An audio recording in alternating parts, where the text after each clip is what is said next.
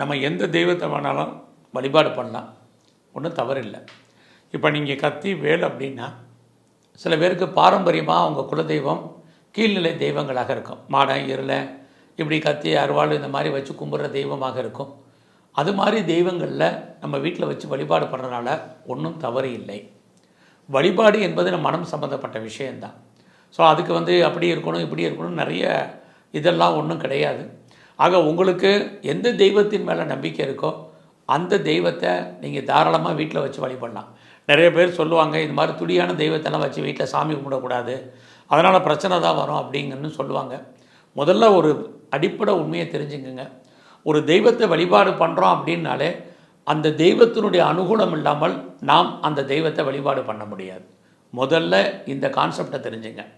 அப்படி இருந்தாலும் அந்த தெய்வம் எந்த தெய்வத்தை நம்ம வழிபடுறதாக இருந்தாலும் அந்த தெய்வத்தினுடைய அனுகூலம் நமக்கு பரிபூர்ணமாக இருந்தால் மட்டும்தான் அந்த தெய்வத்தை வழிபண்ணுங்கிற நமக்கு எண்ணம் சிந்தனை வரும், நம்ம அதை கும்பிடுவோம். அதனால் வீட்டில் இது மாதிரியான தெய்வ வழிபாடுங்கிறது பெரிய விஷயம் இல்லை, தாராளமாக நம்ம கும்பிடலாம். என்னுடைய தாத்தா கும்பிட்டுருப்பார், என்னுடைய அப்பா கும்பிட்டுருப்பார், நான் கும்பிட்றதுனால ஒன்றும் தவறு இல்லை. ஸோ நமக்கு அப்புறம் நம்ம வரக்கூடிய சந்ததிகளும் தாராளமாக கும்பிடலாம். மாறுபட்ட கருத்துக்கள் இதில் நிறைய இருந்தால் கூட அடிப்படையில் பார்க்குற போது தாராளமாக எல்லாருமே இது மாதிரியான விஷயங்களில் நீங்கள் என்ன கும்பிடணும்னு ஆசைப்பட்றீங்களோ தாராளமாக வீட்டில் வச்சு கும்பிடுங்க. எந்த தெய்வம் வழிபாடு பண்ணுறதாக இருந்தாலும் தெய்வத்துக்கென்று ஒரு நிவேதனம் இருக்குது. அந்த படையலை மாத்திரம் நீங்கள் ரெகுலராக செஞ்சாலே போதும், அந்த தெய்வத்தினுடைய அனுகூலம் உங்களுக்கு பரிபூர்ணமாக கிடைக்கும்.